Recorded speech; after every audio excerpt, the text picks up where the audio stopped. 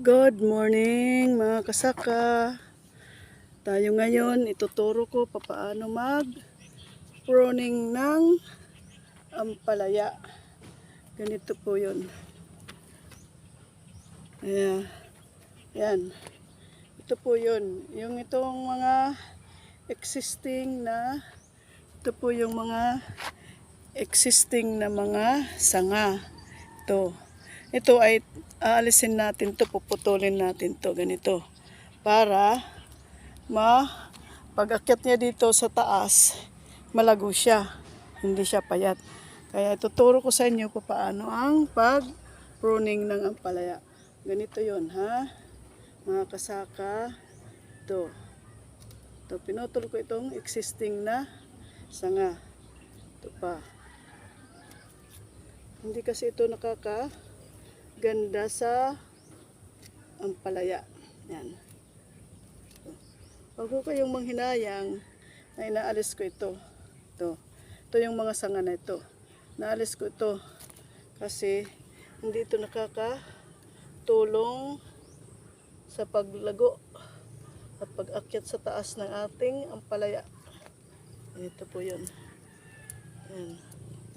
Ito, pinagtatanggal ko na po itong mga sanga. Kasi, tsaka itong dahon, kasi mataas na ito, punta na ito, akyat na ito sa taas. Yan. Babawasan ko na itong dahon na ito. Yan. Ganyan po ang pag-pruning. Yan. Ito, mga existing ito eh. Ito, mga existing na sanga ito. Yan. Aalisin natin. Ito. Ganyan po. Tapos itong mga dahon na nandito na sa baba, kasi aakyat na siya sa taas, aalisin din natin to. Ayan, aalisin natin yan. Para kasi pagdating sa taas, malago siya, hindi siya payat. At doon na lang natin siya pararamihin ang sanga sa taas, mga kasaka. Ganyan po ang pag-alaga ng ampalaya. Ganyan po. Yan. Kasi pag aakyat niya sa taas, malago siya at mataba na. Ito, marami itong mga existing. Tatanggalin po natin ito, mga kasaka. Ganyan po. Ito, ang dami nito. Kaya, tingnan mo, hindi ito gaganda sa taas pag hindi ito tinanggalan ng sanga. Pagdating sa taas, dito na natin siya pararamihin. Ito.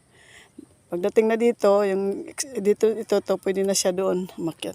Ito, tatanggalin natin yung nasa baba ng mga sanga-sanga to para matabat. Saka itong mga dahon nandito na sa baba, tatanggalin din natin yan. Ganyan po ang pag-alaga ng, magpa-pruning po tayo. Ganyan, kita mo, payat siya. Hindi siya talaga gaganda. Pwede itong nasa puno na sanga, alisin natin to. Alisin natin yan, yung mga sanga nito. Hindi kasi yan nakakatulong sa paglago ng ating ampalaya, mga kasaka.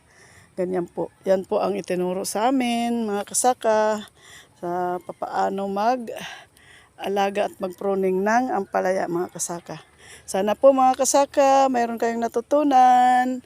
Ingat-ingat po kayo, mga kasaka. Ganyan lang po ang pag-pruning ng ating ampalaya. Yan, alaga lang natin, magtyaga-tyaga lang, kasi pag hindi natin pinagtyagaan yan, alagaan ng ating mga ampalaya, wala, hindi rin gaganda yan. Kagaya nung una kong ampalaya, hindi siya lumago, kaya hindi maganda dahil hindi ko yan naalaga ng pruning.